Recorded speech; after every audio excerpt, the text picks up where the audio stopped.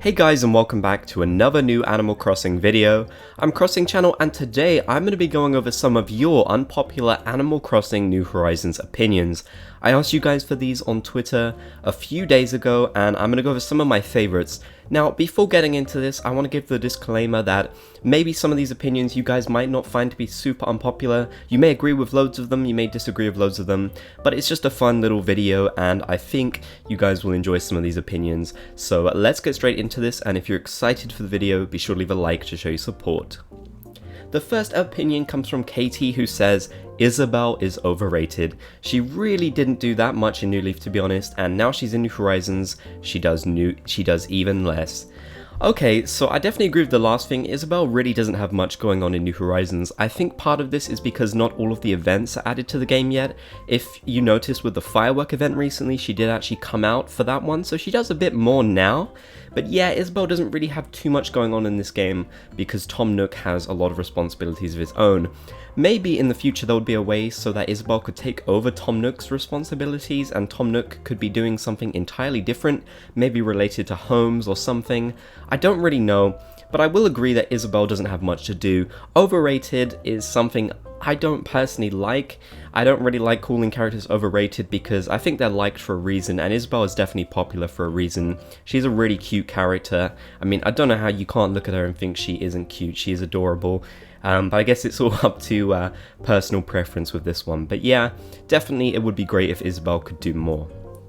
The next opinion comes from Annette, and they say, I don't think the interactions are repetitive. Now, the biggest complaint that I see about New Horizons by far is that the dialogue is repetitive and the villagers don't really say or do much. Now, I can agree with this complaint, but I can also kind of agree with Annette that I personally have not found the interactions with villagers to be repetitive yet. They definitely do say a lot of the same things, but honestly, I don't think the dialogue is much worse than New Leaf. I will agree that the interactions are worse than New Leaf, like how you can't really visit their houses, or they won't visit you, or you can't play hide and seek. That stuff's worse. But the actual dialogue in New Leaf was honestly pretty bad, and I don't think a lot of people are really remembering that. I think the dialogue here is on par with New Leaf. I wouldn't say it's necessarily worse or better, but I think more dialogue will come as the game gets updates. I'm sure they'll probably do a bigger update where they add in lots more dialogue. Every time they add a new feature to the game, they do add new dialogue alongside, which is not something that doesn't really get mentioned, so they are adding more dialogue. And especially the interactions where the villagers talk with each other, those are really interesting in my opinion, and you can find loads of different combinations where they talk to each other. So hopefully they'll add more of that for when you're talking to your villagers.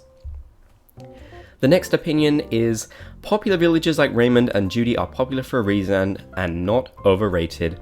Now you might think to yourself, okay, well, these villagers are really popular, so how is this a sort of unpopular opinion? Well, you would be surprised. Raymond especially gets so much hate online that I honestly genuinely think I see more hate for Raymond than love for him now. Now, whilst it's true that people go crazy for him and he's talked about everywhere, he's honestly talked about in a negative context probably more than a positive one now in this part of the year, which I think is kind of crazy because honestly, I get that he can be kind of annoying. I get that the really popular villagers can be irritating. It can be irritating to see them so much when you want to see some of your favorites get sort of shown off a bit more. But I don't think he or any villager is bad just because they are popular. I don't think that's what makes a villager good or bad. He's just a cat with glasses, you know. I think we got to cut him some slack. I can definitely see why he can be annoying for sure, 100%. But I really don't think he's as awful as a lot of people say. And, you know, these days, that's kind of mostly what I see when it comes to Raymond. Judy, not so much, but I definitely do see the negative opinions for Judy as well. Yeet says, pears/pear trees aren't ugly, y'all are just mean. Yeah, this is like one of those sort of interesting ones because honestly I think in Animal Crossing New Horizons they actually look pretty good, so you know, I'm okay with them. They're just my least favorite because I don't like pears in real life and I don't think the green really contrasts well with the trees. I think the other ones look a lot shinier and tastier, so that's my opinion, but I wouldn't call them ugly. I think maybe in the older games they're actually kind of ugly, to be real, especially in New Leaf, but in Animal Crossing New Horizons everything just kind of looks very nice. You know, they designed the game really nicely, they did some great textures and great job making the fruit look a little bit more realistic, so yeah, it looks really good in New Horizons, I'll agree with that much. The next opinion comes from Early Morning, who says diving coming back was unnecessary. It adds a few minutes of playtime each month. A few minutes of playtime each month? I don't know if I agree with that. There's quite a lot you can actually do with diving. You can dive for pearls, which is a tricky thing to do, you know, if you want to get all the mermaid furniture. Maybe if you don't want to do that, you would at least want to get the recipes from Pascal, so he's something you can find every day. Then there are all the different sea creatures which appear throughout the year to find, to add to your museum. That's even more gameplay. I really don't think that it's a few minutes every month. I mean, it can be if you don't want to go for any of those goals, but then you don't have to do it, you know? So I don't think it's an unnecessary addition to the game. I just think it's not for everyone, and that's completely fine.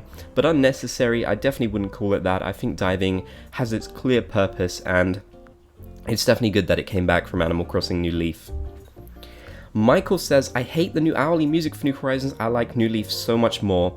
So I got quite a few about this, so I'm not so sure if it's really that much of an unpopular opinion, but I'm gonna say that after months of thinking about this and going back and forth, I have to agree. I think New Leaf's soundtrack is much better than New Horizons, which is such a shame, but the hourly music in this game just doesn't have that special something that really makes it feel like Animal Crossing music.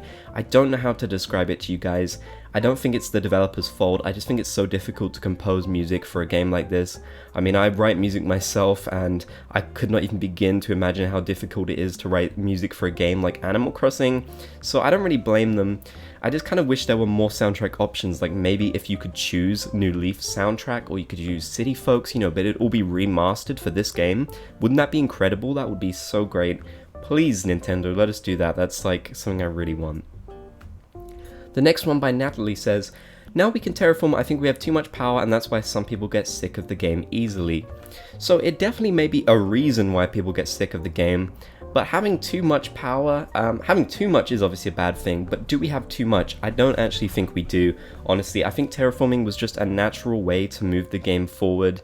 It makes perfect sense to me. I mean, terraforming fits really well with Animal Crossing. It just feels natural to the game and like it could have always been there.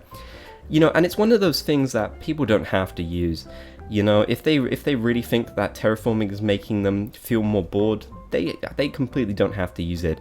I can definitely get how having all this power and control may make you get sick of the game more easy, but, you know, it is all optional, even if it is kind of an important part of the game, or at least a big feature, you know, it is still optional. Maxi says, I genuinely dislike Judy. Something about her rubs me the wrong way. I got I don't want to say too many of these, because it wasn't like a whole ton, but I got a few about Judy specifically. And I gotta say, I don't see it, guys. She's literally just like an anime character. You know, I get that her eyes maybe seem a little bit creepy, but she's just anime, in my opinion, you know. I've seen enough anime in the past to sort of just look at her and think, yeah, she's a magical sailor girl or whatever. She's just anime to me, so I don't really get the creepy factor of her. Finally, Anna says, I don't know if this is a hot take, but Animal Crossing New Horizons is quite poorly designed from a UI/UX standpoint. I don't care if they wanted us to sit there and craft 100 fish bait one by one, it was a bad choice. I genuinely cannot believe how utterly awful the UX of this game is. Animal Crossing New Horizons interface looks really good.